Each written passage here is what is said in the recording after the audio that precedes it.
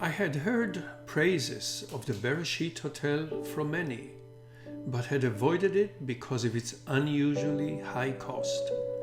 A year before our tour, I ventured there with Tuan for 24 hours and we were just blown away.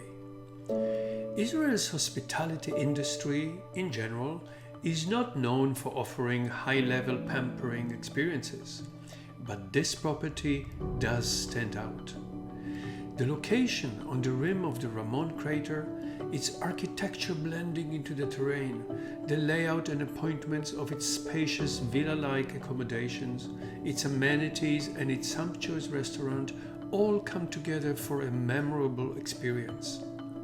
I wanted us to share this experience, and to make the most of it, I thought we needed to stay for at least 2 nights.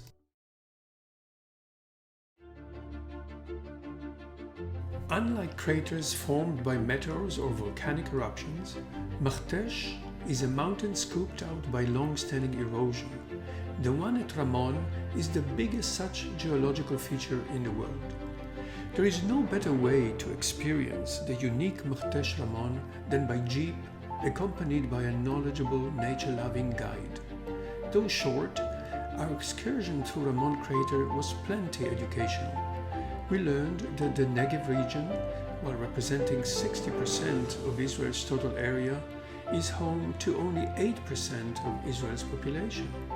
We also gleaned a precious insight into the Ramon crater's geological origins, its limestone essence arising from fossilized sea creatures, its unique flora such as the salt bush, its fauna and other characteristic features. The excursion also busted our bottoms against the seats of the jumpy jeeps. Somewhat of a torture that, quite miraculously, is perceived as high adventure. In Israel, there are many individuals who own jeep-like vehicles, big and small, new and old, just for the sake of going out to the terrain and roughing it for a day or longer.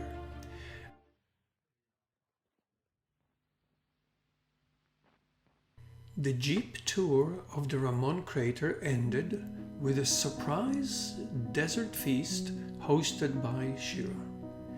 While we enjoyed a large variety of local food fare, I was wondering whether Lawrence of Arabia or other desert dwellers and visitors were ever as fortunate as we were.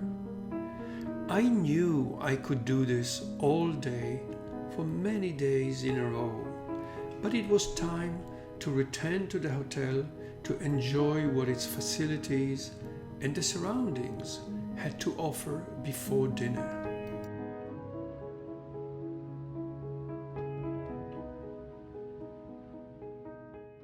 In the short free afternoon, Eileen and Tung found an opportunity to enjoy mountain biking in the Ramon Park. Others in the group enjoyed the spa, the pool, or the bar. After yet another outstanding dinner, we ventured into the Ramon crater again. There, in pitch darkness, our guide Ziv introduced us to our galaxy through gazing of the stars in a manner one can only do in remote areas away from the light pollution. In typical desert nighttime freezing temperature, gathered around a bonfire, we were for a long while captivated by Ziv's explanation of star formations and the legends associated with them. Looking at us, who could have believed that we started our journey only 36 hours earlier, that we had already shared many diverse experiences, and that we were all dead tired but did not show it at all.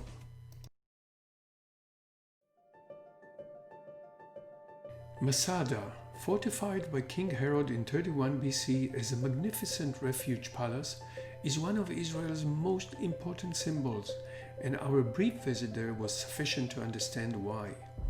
Standing on top of this natural fortress, one can easily imagine Masada's besieged 1,000 or so Jewish residents, seeing the ramp being erected, growing closer each day, and voting for self-sacrifice rather than surrender. In this regard, Masada allows its visitors a unique opportunity to briefly imagine themselves as partaking in its history. For myself, Every visit to Masada brings back personal memories. As part of the national service activities for grade 10 high school students, my class spent 2 weeks excavating on Masada. This was an unimaginable adventure for teenagers, starting each workday at 4 a.m., ascending the mountaintop on foot and starting excavation by 5 a.m., and ending work at 1 p.m. to escape the intolerable heat. All along, we were happily integrated with an international crowd of volunteers and professional archaeologists, many of them young, dusty, bikini-clad females. You get the idea. I was so happy to share the Masada experience with all of you.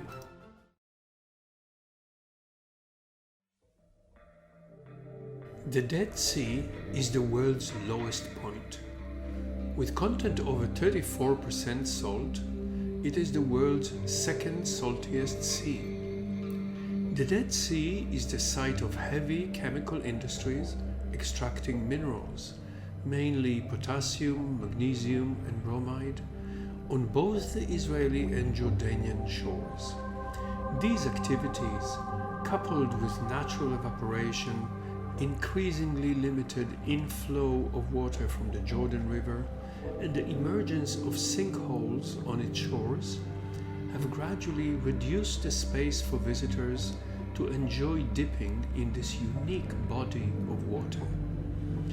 After a short bus drive from Masada, we came to one of the few remaining beaches that are open for visitors. There's no other experience like floating in the Dead Sea's mineral-rich water. Well, perhaps floating in the International Space Station, if one can get there. Even seeing all the smiling faces in the video does not capture the exhilarating feeling of floating there with just one worry: not to get the water into your eyes. Coupled with the beautiful warm weather, this was certainly a unique and memorable experience.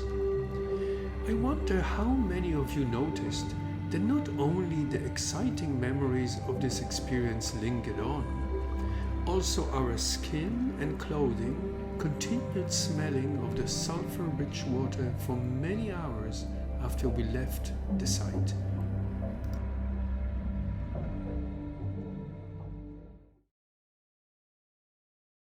I felt we reached the highlight of our journey with our late evening arrival in Jerusalem. Shira and I spent many hours debating which of Jerusalem's hotels to use. The Mamilla hotel certainly lived up to my expectations. Not only was its location superb, but also its design, decor and amenities all added to our excellent experiences there. I wanted to include a seminar in the itinerary as a focal point in our journey, and there was no better place for it than the Hadassah Medical Center of Jerusalem. There we could view the exquisite Marc Chagall windows in the center's synagogue before proceeding to the dental school for our exclusive seminar. The seminar was made possible by the collaboration of my esteemed colleague Dr. Yitzhak Avramovich and his people in the endodontics department, my friends at Dentalon Inc., and our own Pierre, Alexandra and Miguel. Joined by many colleagues who made the trip to Jerusalem to honor our group by their presence, the seminar was a huge success. All 6 lectures were world-class and insightful. The luncheon atmosphere was friendly and the food plentiful. I'll confess that this one half day gave me more anxiety than all the rest of the journey combined. I was greatly relieved to witness everyone's enthusiastic spirit and keen engagement in this rather unique touring activity. From there, it was a short drive to a very different experience just up the hill.